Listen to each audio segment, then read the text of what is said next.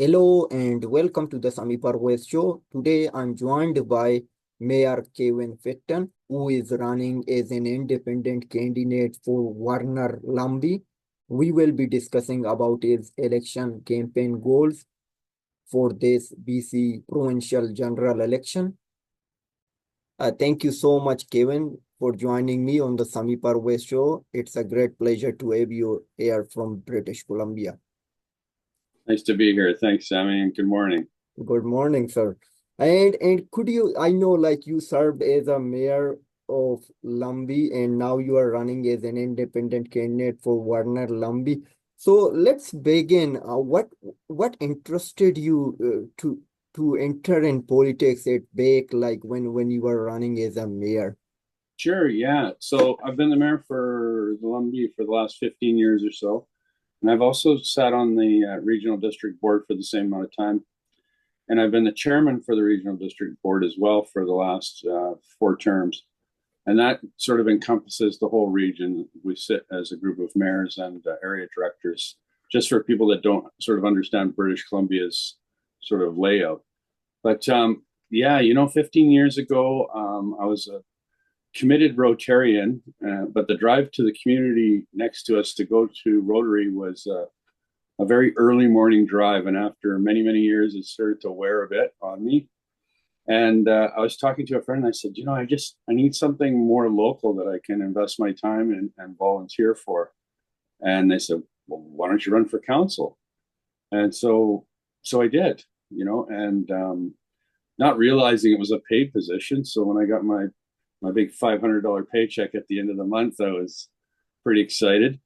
But and so that's how it all sort of started, Sami. And then about 3 months into my first term as a counselor for the village of Lumby, the then mayor ran as an MLA and won.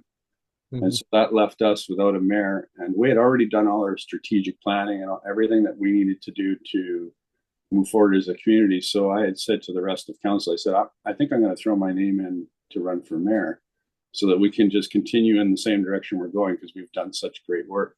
And the rest of council was very supportive. So that's sort of where it all started.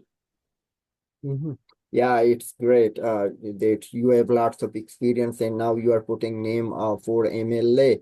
But you first of all you put your name under BC United, but Kevin Falcon, the leader of BC United, which was formerly BC Liberal, they suspended their campaign. Now you supposed to run as an independent. So where do you stand on this? I would call it a mess, like just in the middle of the election campaign, you are going to suspending your campaign and then asking the candidates or whether you need to join with BC Conservative or run as an independent.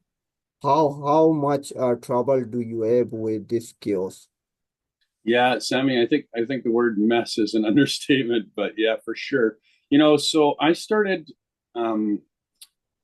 working towards this over a year ago. I saw, we knew the election was coming. BC United had sort of that center right platform that fit my personality. Like I would describe myself as a fiscal conservative with a social conscience. So I believe you can have both, right? And so they were the sort of the only party at the time option because the conservatives really didn't. There wasn't even a riding association here. They didn't have their stuff together at that point. Up until this election coming, I think the conservatives have only won. The BC conservatives have only won one seat since 1975 or something, right? Yeah. Where the BC Liberals, now BC United, I had been used to working with all of those MLAs over the years as a mayor and really respected the work they did and had great relationships with most of them. So I put my name in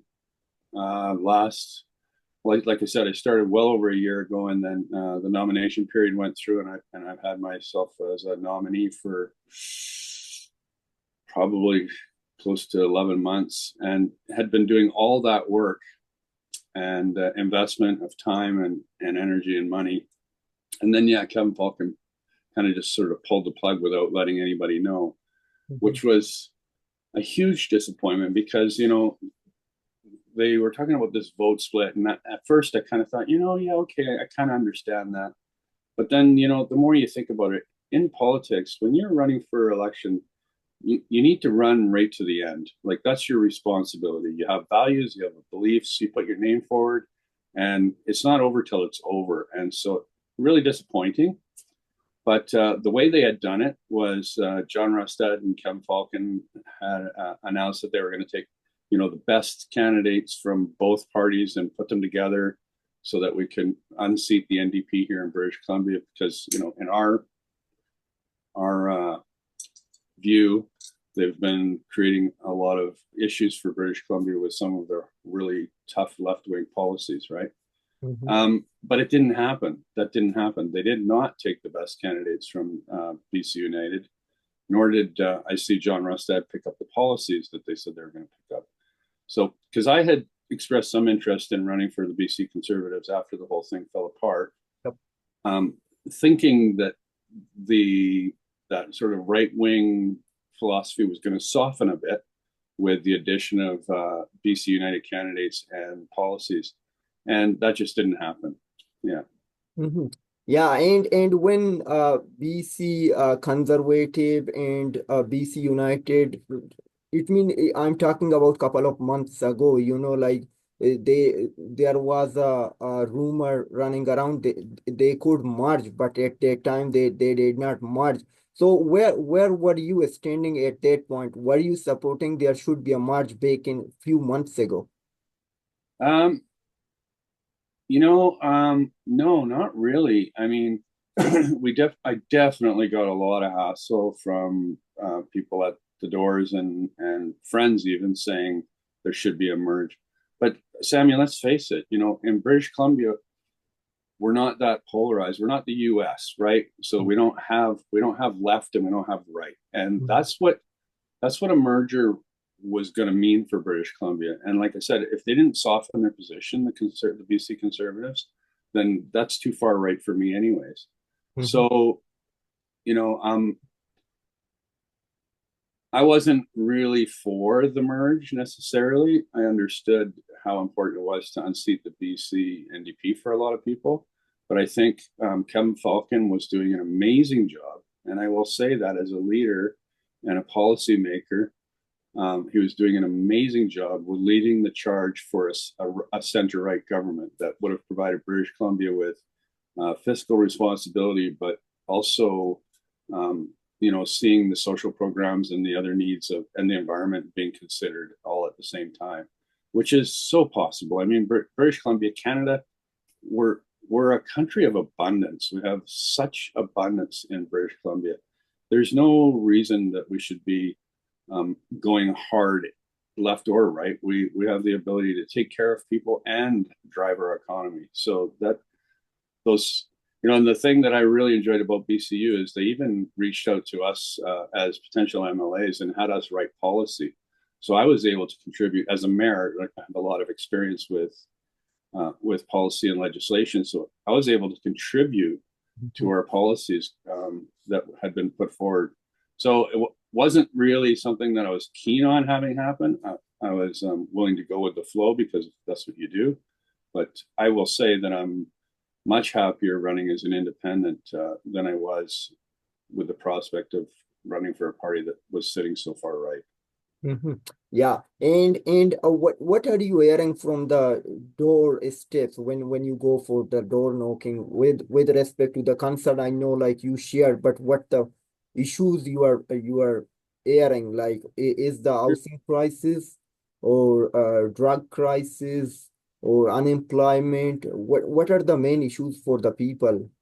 Yeah, I mean, in British Columbia, I think it's pretty easy. It's affordability, healthcare, and safety. I mean, the Mhm. three main pillars. And but when I'm going to the doors, I'm also talking about local representation. I tell you, Sammy, over the last few years, and this is not really going to be a surprise to you, probably. I've been hearing more and more and more people saying, "Man, I just wish there was not, this party politics. I wish there was." wish we had a nonpartisan government that could just get together and really talk things out and make, sort of the best decisions for British Columbia in a responsible way that take each community into consideration. So, something for Vernon-Lumby doesn't fit what Vancouver wants. Hey, that's not a big deal. We can figure out how to make that happen, right? So when I go to the door, I talk a lot about what it means to represent people as an independent in Victoria. There's a lot of angst around independent candidates. People know that there's only been one elected in the history of British Columbia, I think.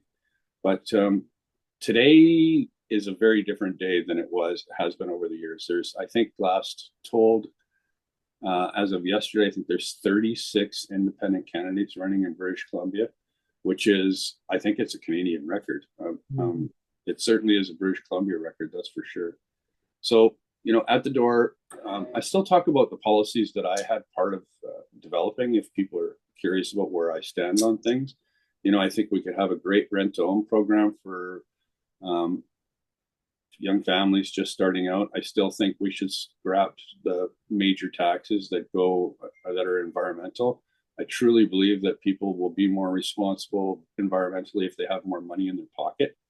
I mean, if you want a youngster to buy a better car that burns less gas or is more efficient, or if you want somebody to put solar panels on their roof or a heat pump in their house, they have to have money in their pocket to do it. And everybody wants to save money. So if these things going forward help people save money, then they're going to do it. They just need the encouragement. So for me, when I'm at the door, I say, the NDP has been such a government of using a stick to beat things into us. And I really believe that people are more apt to use the carrot, and they're going to go for incentives rather than disincentives like hard taxes.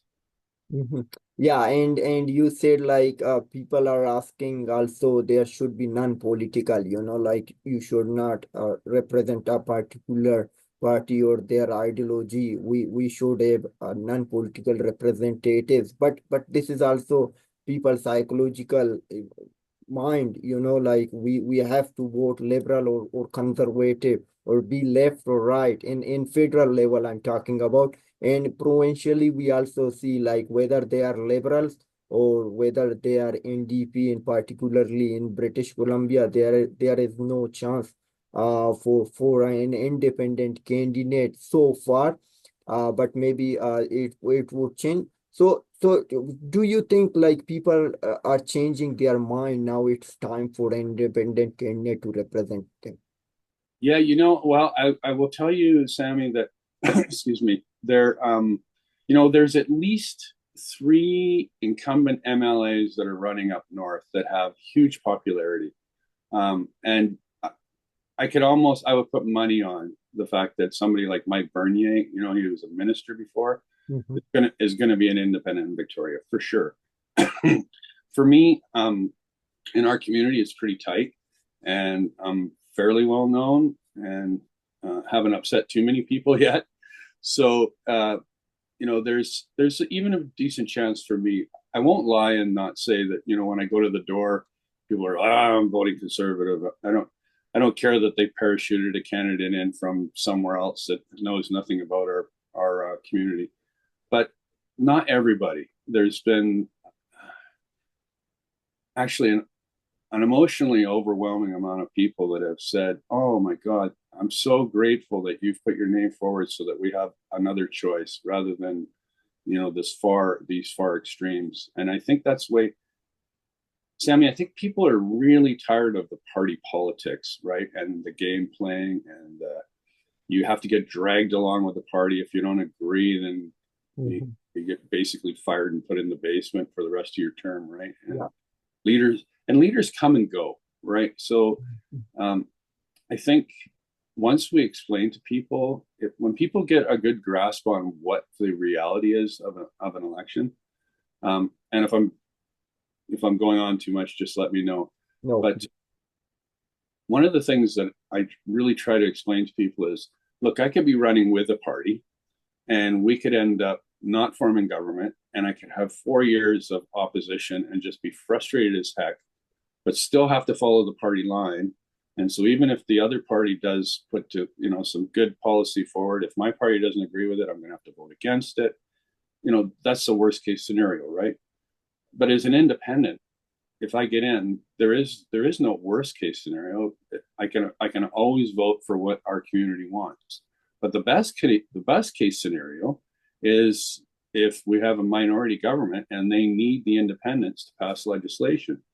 Now all of a sudden you're in a whole different world. You've got like a Jasmeet Singh with Trudeau type situation where independents have a lot of say in government and can steer the province towards what they feel the community wants. And never once do you have to vote with the minority government if you don't agree with their policies.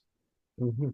Yeah, and you said like a few MLAs are running as independent. It means there are many are running, but uh like if you guys like whoever win as an independent candidate for MLA, so are you going to form a party, like to coming in one go? Did you Right. decide this one? Yeah, that's a good question, Sammy. I guess the only correct answer to that, or truthful answer, would be that we'd have to wait and see what happened in Victoria. If there's a whole bunch of um, independents that get there, and there needs to be some organization, maybe a middle right party would form again. That's a possibility.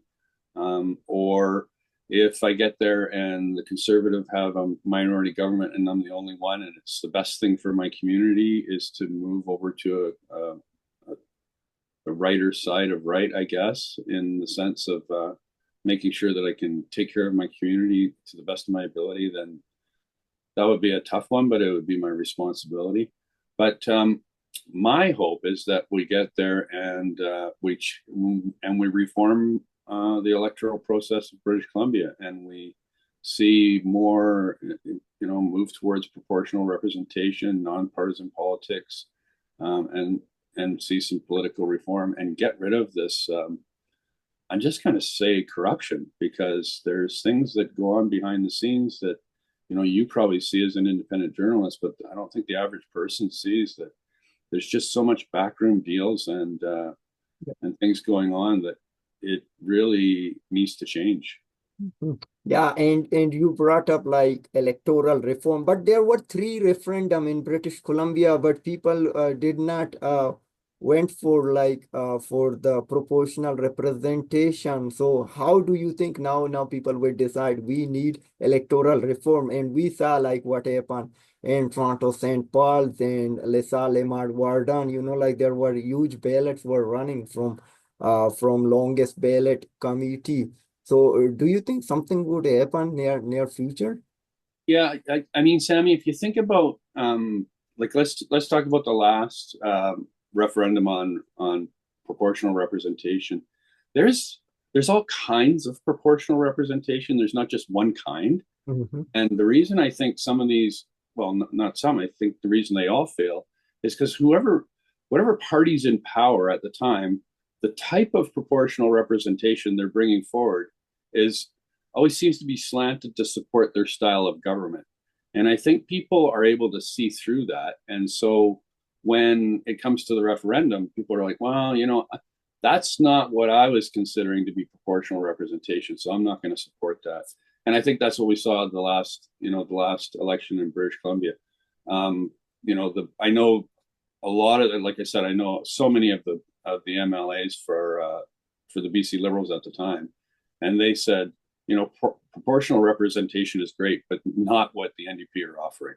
And so, they really worked hard to make sure that it didn't pass in a referendum. Now, if you've got a whole bunch of independents and a minority government in play, and we discuss proportional representation that's best for BC instead of a party, I think that could have a very different outcome. Mm-hmm. Yeah, and okay, let's come back to election campaign. And what suggestion do you have as an independent candidate for Vernon-Lumby riding for housing issues or environment or like drug issues? Yeah, it'll be like, I suppose, any other of the MLAs. It'll be what I can get supported in Victoria. But we definitely made a mistake back in the 90s. We closed a lot of mental health facilities, and it's very sad, to be honest with you, Sami. I went and talked to the psychologist at the hospital, and we have something in Vernon called a warming bus, and it's basically a volunteer bus, goes around at night on evenings when it's -10, and it picks people up off the street and puts them on a bus. There's some hot dogs and stuff, keeps them a bit warm, and basically that bus just drives around all night and takes care of people. So I went and rode that bus for the night.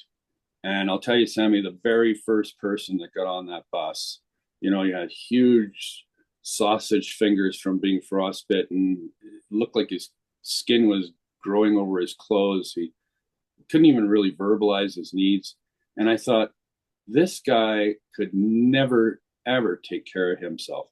He's going to die on the streets because he's now getting free drugs. He's, got the free food, but he's out in the bloody cold and he's not getting cared for. He's not going to be able to go into housing. I don't care what kind of housing you create. That guy is not going to ever be able to shop or cook or clean or take care of himself. So if it was my son out on the streets like that, I would be horrified. I'd way rather my son be in a facility. So I would support a place where, we can take people, even involuntarily, and put them in an institutional setting where they get 3 square meals a day. They're warm, they're clean, their meds are taken care of, their addictions are taken care of. And honestly, rehabilitation, it can't be 6 weeks. For most people that are on the street having these troubles, it's not just about the drugs, it's about the lifestyle. And teaching people how to live, shop, clean, cook, get up in the mornings, go to bed at night, have a routine. They don't learn that in 6 weeks in a rehab center. So, the rehabilitation needs to be, 2 years, if anything. So that's one of the things that I would really support here. And then we have a lot of other stuff in British Columbia that's going on that I think there's some real ability to get behind. We have a lot of forest fires, and that creates, if you want to talk about climate change, I mean, I think our forest fires contributed 23% of the carbon release into the atmosphere last year alone. This summer has been pretty good, knock on wood. But, our forest industry could really use an injection from the government, and having the, overlap the firefighting issues with the forestry and issues, we can really see some massive savings there, and we can learn how to take care of our forests a lot better through those, those types of policy changes. Stumpage is an issue. Healthcare, we've got, I think the last thing I heard was we've got about 1,200 doctors from BC, but they did their education in places like Ireland, Australia, New Zealand, and they can't get back into British Columbia because the red tape is a mile thick, and it takes 3 or 4 years and $100,000 to get back into British Columbia to practice as a doctor. So, I really support slashing all of that red tape that it takes to get in. Personally, I think an equivalency exam and a short residency should be more than enough to prove that these people have the ability to practice medicine in British Columbia. And there's an example, there's a pediatrician that I've had met that lives in Vancouver and goes across the border to the US and practices in Seattle. She's a pediatrician, and then comes back home on the weekends to Vancouver where she lives. So it's funny, she can practice over in Washington. We're sending all our cancer patients because we can't afford to treat them here because we don't have the doctors. And then we're bringing, it makes no sense. So that there really is a lot of bureaucracy that's built up over the years that needs to get dealt with. And as far as the healthcare system goes, it's probably no different than most provinces. It's really top heavy. I think we have something like 73 or 74 vice presidents in the health authority that are making, well over $350,000 each. I think our neighbors in Alberta have 7. So, you have to ask yourself, why all the management, why all the oversight? Are we benefiting from it? Has the medical system gotten better? I don't think so. I think it's declining rapidly.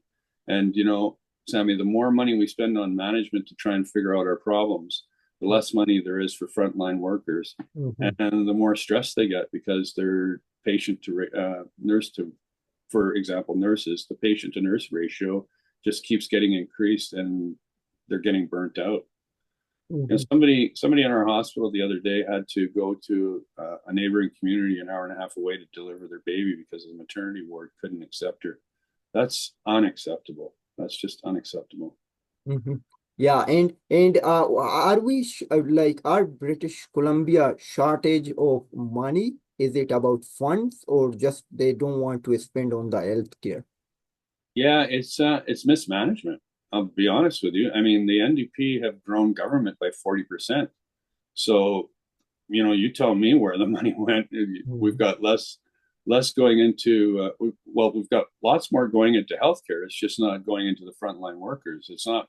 I don't see where all that 40% growth in government is helping any of the issues, the housing issues, the um, mental health and addiction issues, the safety, crime and safety, the healthcare.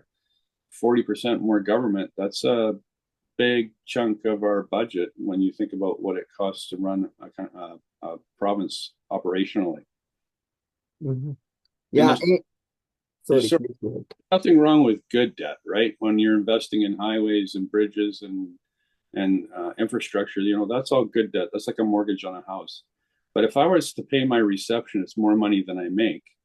That's not sustainable, and that's what this province is doing right now. They're paying out more in operation operational costs than they are bringing in as a government. Mhm.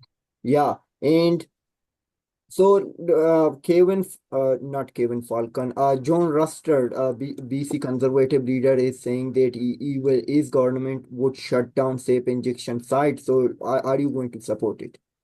No, I don't. I don't think that radical of a move is a good move. I think you know, especially until we get our stuff together and get some facilities built. You know, I think what the NDP did with unleashing free drugs everywhere, and they call it safe drugs, safe injection sites. Yeah. I mean, just imagine the messaging that you're giving the teenagers in school, calling it safe drugs. I definitely don't support that, and I think all hard drugs should be made illegal. I wasn't even that fond of the fact they made pot legal, but you know, compared to alcohol, it's actually not that big of a deal. But yeah, I think until we get a handle on it, these people still need a place to go where they're not in our parks, in our you know, outside our schools or hospitals.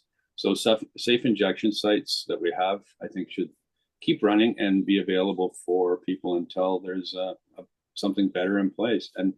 And maybe those will be there for the people that just are not ever going to get better. I mean, there's a certain amount of population that are going to use drugs. It's just we see. I mean, you can go back to prohibition. There's been alcoholism forever. It's part of humanity is being needing coping strategies, and unfortunately, being numbed by a drug is one of them. But you know, until we get a really good system in place, those things need to be supported. Mhm. Yeah, and so you like we did not have much fire this year as compared we had in the past, and there is a carbon tax. And do you support carbon tax? And how BC government should do more for hiring more firefighters for the front line? Yeah, so I'll be flat. I'll be just let me make a flat statement. I don't agree with carbon tax. I don't agree with, like I had mentioned earlier to you, Sami, I don't agree with taxing people to death as a punishment. I way prefer to use incentives for people. Everybody will do the right thing if they're given the opportunity, but if you don't have the money, you can't afford to participate. And so, no, I don't agree with the carbon tax. Do I agree with climate change and all of the things that go with that? I think we've weaponized the whole world, the word climate change, and um, so I'm going to go back to the word we used to use. We used to use pollution, and hell yes, we pollute. There's 8 billion people on this planet that are consumers, and we use and use and use, and you know. no matter what you do, you're going to create some pollution, whether it's carbon emissions or plastic bags in a landfill or whatever it is. So I think there's ways to help people change their habits. We've seen it over the years. I mean, I couldn't imagine doing the recycling that I did even 10 years ago. And our kids are even better at it, and their kids are going to be even better at it. And I think there's opportunities where if we, like I know in British Columbia, I talked to some people that were looking to start a business, and they said, if you could guarantee me the supply of the plastic that I need to mix with the wood that I have to make this lumber, I'd start a company tomorrow. But because nobody can guarantee the supply, because the government's constantly working on getting rid of it, it's, so rather than trying to do away with pollution in the sense of stopping people from using or consuming, I think the reality is humans need to consume. We just need to find a way to make it more circular and recycle, reuse, right? The reduce part, I think, is going to be forever tough. It's we're humans and we need things to move forward. Okay, thank you so much. We are short of time, but we have lots of to talk, and I'm just going to ask you last question. As you are running as an independent candidate right now, you are appearing on the Sami Parvez show, and I'm an independent journalist. So would you commit that if you get elected, you are going to you are going to give interviews to independent journalists like myself? Sami, I want to tell you something. My cell phone number, my private cell phone number, has been on the Lumby website since I started as a mayor, and I've never turned down a phone call, and I've never turned down an interview. I think independent journalism is massive in the face of the big machine that's out there. We try to support, like we always support the local paper, and I'll always make myself available to people that are willing to take the time to report. Thank you so much, Mr. Acton. And your message to Vernon-Lumby residents for this BC election? Yeah, you know what? Don't vote for the party. Vote for the person. There's 3 people running in this election. I'm sure that we're all good people. Research your candidate. Go out and find out what they're about, and just turn the party politics off in your head, and go out and check and see who you think will represent you and what you care about best in the election coming up.